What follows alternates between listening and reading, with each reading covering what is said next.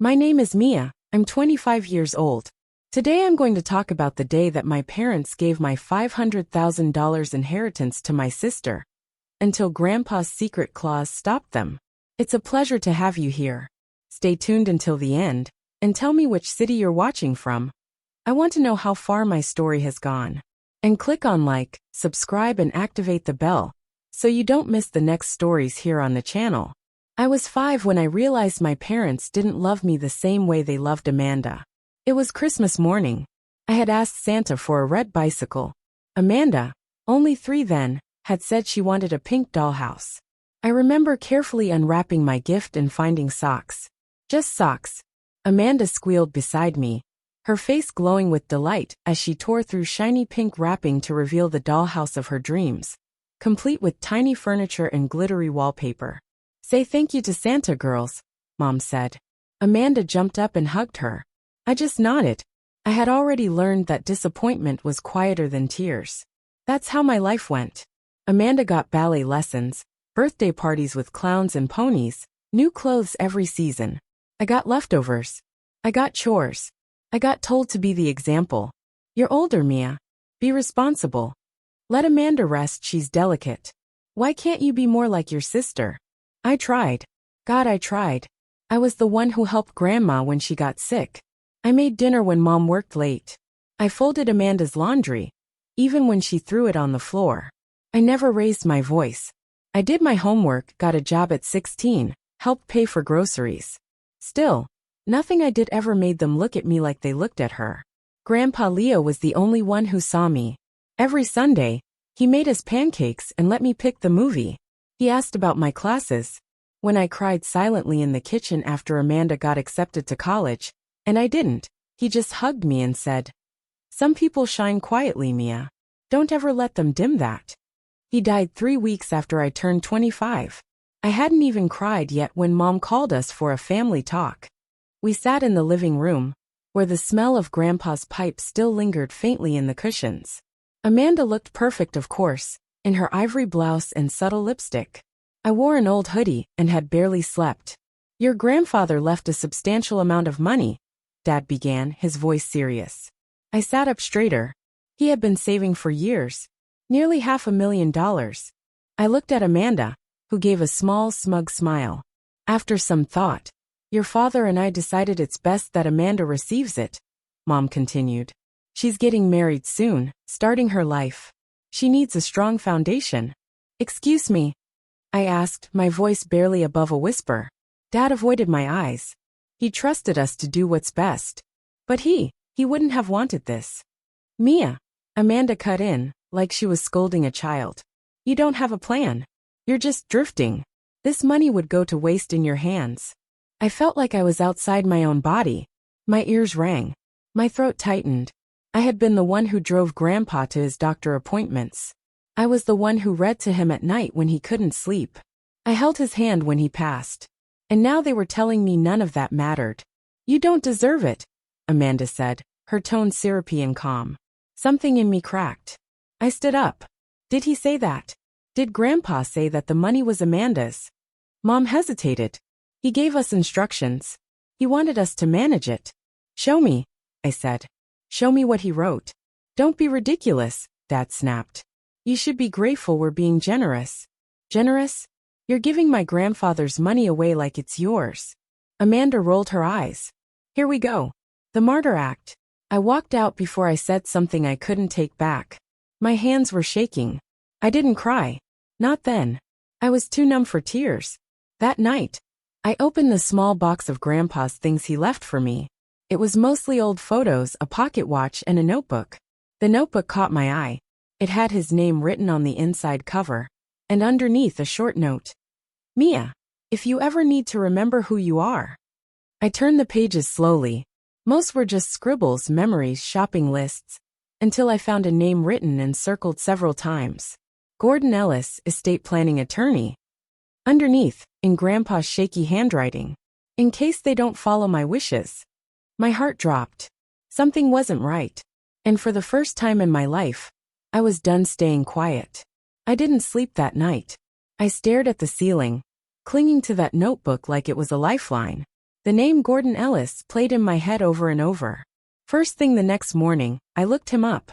He was still practicing, still based in town. I called the number listed on his website.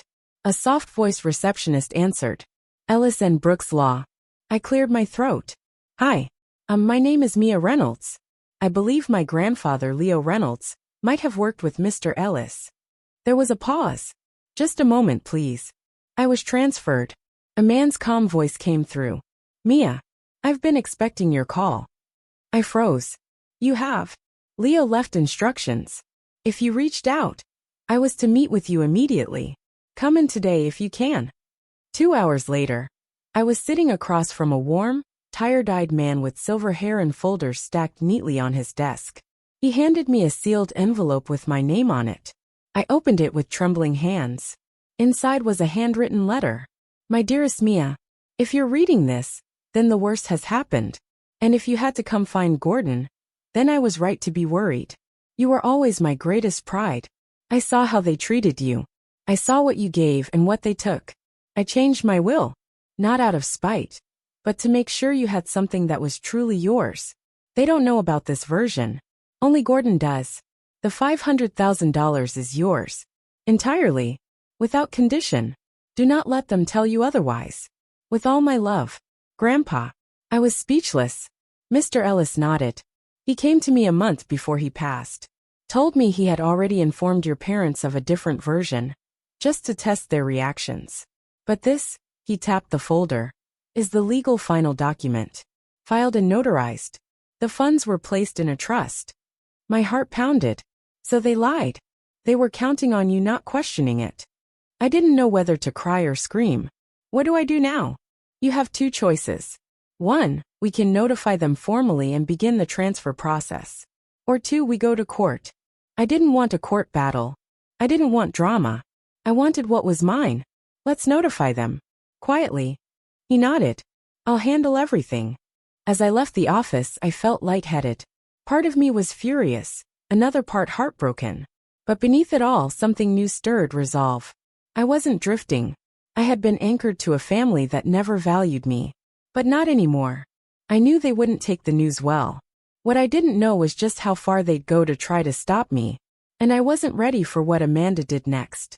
Don't forget to like, subscribe, and activate the bell to receive all notifications, so you don't miss the next story. The email from Mr. Ellis came 2 days later. The message was brief, almost clinical. Your parents and sister have been formally notified of the revised estate documents. Expect a response. The response came quickly. A knock on my door around 9 p.m. I looked through the peephole and saw Amanda. Open up, Mia.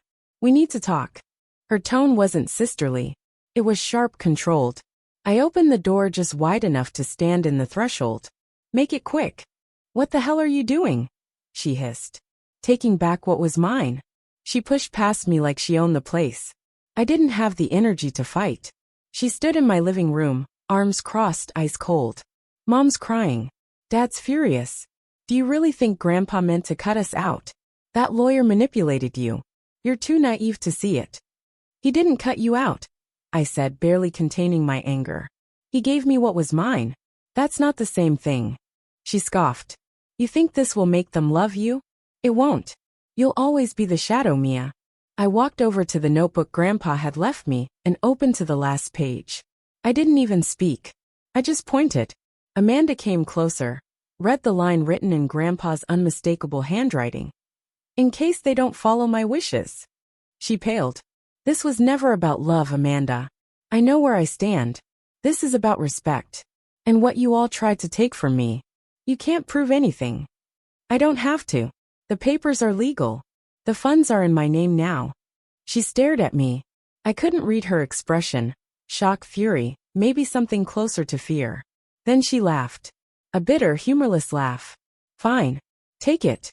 Be the victim. But don't expect me to help you when this all comes crashing down.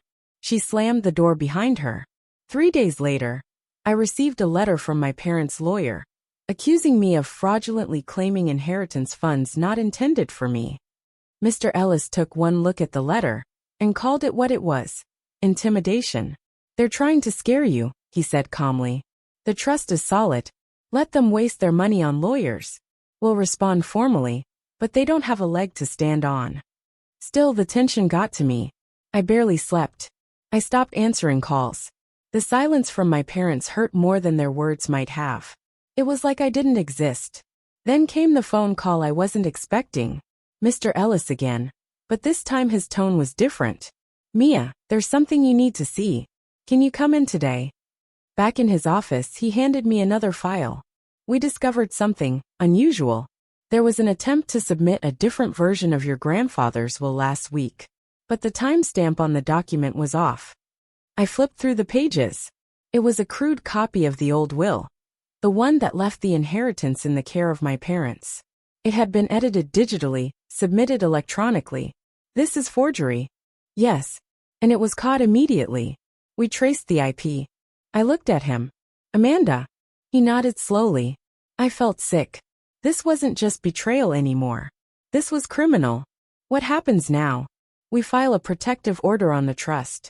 Any attempt to access it by unauthorized parties will be considered fraud. If you'd like, we can escalate. Press charges. I shook my head. Not yet. I just want this to stop. He nodded. But Mia, this kind of act doesn't come from someone who's just angry. It comes from desperation. Be careful. That night, I lay awake staring at my ceiling, the weight of everything pressing down on me. My sister had tried to erase me. My parents let her. And now, the last person who ever protected me was gone. Except he wasn't. He had planned for this. And I wasn't going to let him down. What Amanda tried next would go far beyond lawyers and fake documents. And this time, it wouldn't just be about money. It would be about tearing me down completely. I thought things might calm down after the forgery attempt failed. I thought Amanda would feel ashamed. I thought maybe, just maybe, my parents would reach out, try to understand, apologize even. But I should have known better. They didn't want peace. They wanted control. Mr. Ellis advised me not to respond to their legal team anymore. He handled every message they sent. And the protective order on the trust was officially in place. Still, I felt watched. Not by lawyers, but by eyes I couldn't quite see. One morning, a week later, I came home from work and found my front door open. Nothing was missing. Not my laptop. Not my wallet. But the notebook Grandpa gave me had been moved. I knew it. It wasn't where I left it. The corner had been folded, something I never did. Someone had been there. And they were sending a message. I changed my locks that same day. Then Amanda called. I didn't answer, so she left a voicemail. You think you've won. But this isn't over. You can't erase us, Mia. You can't rewrite your place in this family. Don't get comfortable. Her words made my skin crawl. It wasn't just bitterness anymore. It was venom. I saved the message. Mr. Ellis added it to a file. Just in case. 2 nights later, I saw Mom's car parked down the street from my apartment. Just sitting there. Engine running. Headlights off. I stood by the window for 20 minutes. She never got out. Eventually, she drove off. The next day, I received a package. No return address. Inside, a single framed photo, me and Grandpa, sitting at his kitchen table, both smiling. Written across the glass in red permanent marker were the words, "He'd be ashamed of you." My hands trembled. My breath got shallow. I didn't cry. I just sat down holding that frame, feeling like I was 6 again, and being told I was too loud, too selfish, too much. I placed the photo in a drawer. I didn't break it. I didn't throw it out. I needed to keep it. As proof. As fuel. The next week, Mr. Ellis sent word. The full transfer of the trust was complete. The money was officially mine. Legally irreversibly mine. He also said, I recommend you distance yourself from them completely now. Emotionally. Physically. You've already won. They'll only keep trying to claw something back. So I did. I called a realtor. I found a quiet rental in another town, 3 hours away. Small but clean. Safe. I gave my notice at work, packed everything I owned in 2 days, and left a forwarding address only with Ellis's office. No goodbye. No explanations. No revenge speech. Just distance. I thought that would be the end. But then came the email from Amanda. A single sentence. You left because you knew the truth. No one ever wanted you here. It was cruel. Deliberate. But for once, I didn't feel shattered. I felt free. I didn't respond. I never would. The money didn't make me feel powerful. It didn't erase the years of being invisible, of being unloved. But it gave me a chance. A fresh start. And the final proof that Grandpa hadn't just loved me. He had believed in me. Enough to fight for me after he was gone. I didn't need anyone else to believe in me now. They tried to erase me from the will. I erased them from my life. But what came next, the quiet, unexpected joy of building something of my own, was the kind of revenge they'd never understand. And it wasn't over yet. The first morning in my new town, I woke up to birdsong and sunlight, not car engines and tension. I made coffee in a tiny kitchen with mismatched tiles, and opened the curtains to a quiet street lined with maple trees. No chaos. No threats. Just stillness. For weeks, I didn't hear from anyone in my family. It was like I had vanished, and oddly, that felt like relief. I found a new job at a small local bookstore. The owner, Leslie, was in her 60s, kind, with eyes that had seen too much but still softened at strangers. She hired me after a 10-minute conversation. "You look like someone who needs a fresh page," she said. And just like that, I had one. I spent my days organizing shelves, learning customers' names, watching people choose books for birthdays and breakups. I wasn't just rebuilding. I was existing on my own terms. And for once, I wasn't trying to prove anything to anyone. One afternoon, as I was shelving biographies, Leslie approached with a padded envelope. "This came for you." It was from Mr. Ellis. Inside was a small stack of documents and a handwritten note. "Mia, per your grandfather's final wishes, enclosed is the deed to a small property he owned out near the coast. It's yours now. He kept it quiet, but he always meant it for you." My hands shook as I unfolded the title papers. It was a cabin.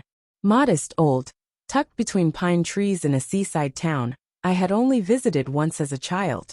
I remembered building sandcastles with Grandpa. He'd carried me on his shoulders and said, "This is our secret world." He had meant it literally. I visited the cabin the next weekend. It needed work, peeling paint to sagging porch, but it was standing. I walked through each room, barefoot, the smell of cedar and salt air settling into my skin. In the bedroom, tucked behind a loose panel in the wall, I found a faded envelope addressed to me. "If you're reading this, you made it. You survived them. This place is yours. Do with it what you want. Rest here. Breathe here. Live here. And never again let anyone tell you what you're worth. Love you forever, Grandpa." I sat on the floor and cried. Not because I was sad, but because I had made it through. I wasn't the daughter who needed to beg for love anymore. I wasn't the invisible one. I was just Mia. Leslie helped me find a contractor who started restoring the cabin. I spent weekends painting walls and choosing furniture. Every color, every nail, was a decision I made for me. Slowly, the space became a reflection of the person I had been trying to be all along, calm, strong, quietly full of life. Sometimes I thought about Amanda and my parents. I wondered if they missed me, if they regretted what they had done. But the truth was, I didn't need the answer. Their silence was still loud, but mine was louder. It was peace. One evening, Leslie and I sat on the porch drinking iced tea. She looked at the setting sun and said, "Whatever it was that broke you, I'm glad it didn't last." And I realized it hadn't. They didn't break me. They just forced me to find out who I really was. But there was still one thing left to do. And it involved going back to where it all began. The town I grew up in hadn't changed much. Same gas station, same worn-out grocery store, same narrow streets where I used to walk home from school with my head down, praying Amanda wouldn't humiliate me in front of her friends. It felt strange being back, like stepping into someone else's memories. But I wasn't here for nostalgia. I was here for closure. I didn't tell anyone I was coming. I parked 2 streets away from my childhood home and walked the rest. My parents' house looked smaller than I remembered. The paint was chipped, the garden overgrown. The curtain in the living room shifted slightly as I approached. Someone was watching. I knocked. Waited. No one answered. I was about to turn around when the door opened. It was Mom. She looked older, thinner. Her face twisted into something between surprise and suspicion. "Mia." "Hi." We stood there in silence. I could feel her eyes scanning me, like she was trying to find something familiar. I'm not here for a fight, I said quietly. I just needed to see it. One last time. She didn't invite me in. Are you happy now? She asked. Her voice wasn't angry, it was empty. I didn't answer. Behind her, Amanda appeared. She didn't speak. She just stared at me, arms crossed, jaw clenched. I know what you did, I said. Amanda flinched, just barely. You tried to rewrite Grandpa's will. You broke into my home. You tried to scare me. I was desperate, she snapped. You stole. I took what was mine. You ruined this family, she shouted. I shook my head. This family was never whole to begin with. I just stopped pretending it was. Mom looked away. Amanda turned and walked off. I stepped back. I'm not here to punish you. I'm not here to fix anything. I just wanted to say goodbye to all of this. You won't hear from me again. Mia. Mom's voice trembled for a second. Then it faded. You always made things harder than they had to be. That was all I needed to hear. I turned and walked away, heart steady. The next day I went to the cemetery. Grandpa's grave was simple. Just his name, dates, and a bronze rose embedded in the stone. I sat on the grass and pulled out a folded letter. I did it, Grandpa, I whispered. You gave me a way out and I took it. I hope you're proud. I left the letter under the stone, weighed down with a small flat rock. Then I stood, took one last look and walked away. Not broken, not bitter, just done. Back at the cabin, the light poured through the windows. The walls smelled of fresh paint and lavender. I made tea, curled up in a chair, and opened a new journal. Page 1. I was invisible once. Not anymore. I didn't need revenge. I didn't need their regret. All I needed was this, my space, my life, my peace. And I finally had it. If you like stories like these, click like, subscribe, activate the bell, and send it to someone you think will also like it.